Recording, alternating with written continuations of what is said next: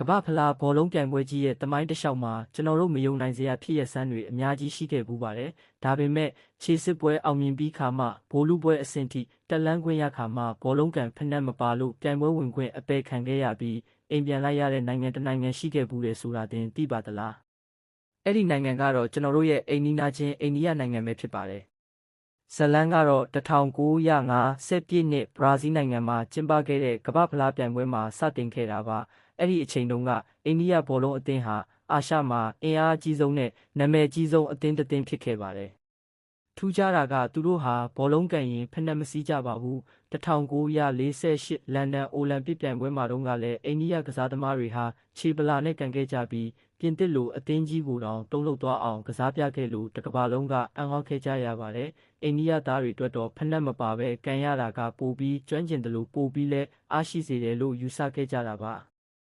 အဲ့ဒီနောက်1950ကမ္ဘာဖလားမှာတော့အာရှအုပ်စုကတခြားနိုင်ငံတွေနှုတ်ထွက်သွားတာကြောင့်အိန္ဒိယအသင်းဟာအလိုလျောက်ဘိုးလူပွဲအဆင့်ကိုတက်ရောက်ခွင့်ရခဲ့ပါတယ်။ဒါပေမဲ့ပွဲကန်ဖို့ပြင်ဆင်နေတော့မှပဲမမျှော်လင့်တဲ့အလှည့်ပြောင်းတစ်ခုဖြစ်လာခဲ့ပါတယ်။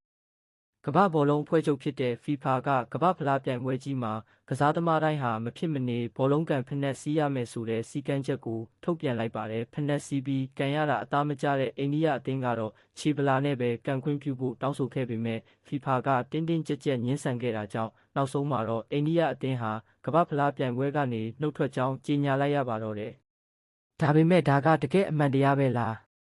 နောက်ပိုင်းသမိုင်းသုတေသီတွေပြန်လည်ဖော်ထုတ်ချက်အရဖက်နှက်မပါတာတခုတည်းကြောင့်အိန္ဒိယအသင်းကမ္ဘာဖလားမသွားခဲ့တာမဟုတ်ပါဘူး။တကယ်နောက်ွယ်ကအကြောင်းရင်းကတော့ငွေကြေးစရိတ်ကြောင့်ပါ။အဲ့ဒီခေတ်တုန်းကအိန္ဒိယကနေဘရာဇီးနိုင်ငံအထိသွားဖို့တင်မော်ခီးစရိတ်ကအလွန်ကြီးမားခဲ့ပြီးအိန္ဒိယဘောလုံးအဖွဲ့ချုပ်မှာပတ်စံမလုံလောက်ခဲ့ပါဘူး။ဒါအပြင်အဲ့ဒီခေတ်ကအိန္ဒိယနိုင်ငံဟာကမ္ဘာဖလားပြိုင်ပွဲထက်အိုလံပစ်ပြိုင်ပွဲကိုပိုပြီးတန်ဖိုးထားခဲ့ကြတာကြောင့်လဲအဝေးကြီးကိုခီးမနှင်တော့ပဲနှုတ်ထွက်ဖို့ဆုံးဖြတ်ခဲ့ကြတာဖြစ်ပါတယ်။နှမျောစရာကောင်းတာကတော့အဲ့ဒီ1950ပြည့်နှစ်ကတည်းကကမ္ဘာဖလားကိုကြောခိုင်းခဲ့တဲ့အိန္ဒိယအသင်းဟာဒီနေ့အချိန်ထိကမ္ဘာဖလားပြိုင်ပွဲကြီးစီကိုနောက်တစ်ကြိမ်ဘယ်တော့မှရောက်ရှိမလာတော့တာပဲဖြစ်ပါတယ်။တငယ်ချင်းတို့ရောအိန္ဒိယအသင်းသာအဲ့ဒီတုန်းကဖက်နှက်စီးပြီးကမ္ဘာဖလားဝင်ကန်ခဲ့ရင်အောင်မြင်မှုတွေရနိုင်မလားအောက်ကခမ်းမတ်မှာဝင်ရောက်ဆွေးနွေးပေးသွားကြပါဦးအခုလိုမျိုးစိတ်ဝင်စားစရာဘောလုံးသမိုင်းကြောင်းတွေကိုအမြဲကြည့်ရှုနိုင်ဖို့ကျွန်တော်တို့ရဲ့ KO Hu Channel ကိုလည်း Subscribe လုပ်ထားပေးဖို့မမေ့ပါနဲ့ဦးပြအားလုံးကိုကျေးဇူးတင်ပါတယ်